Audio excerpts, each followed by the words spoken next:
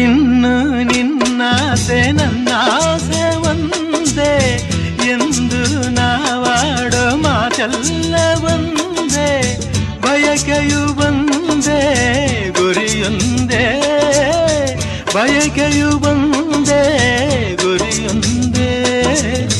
ನಿನ್ನ ಚೆಲುವಿಂದ ನಿನ್ನ ಒಲವಿಂದ ನನ್ನಲ್ಲಿ ತಂದೆ ಆನಂದ, ಈ ಸಂತೋಷ ಸೌಭಾಗ್ಯ ನಿನ್ನಿಂದ ಜೀವನೊಂದಾಗಿದೆ, ಭಾವಜನಾಗಿದೆ.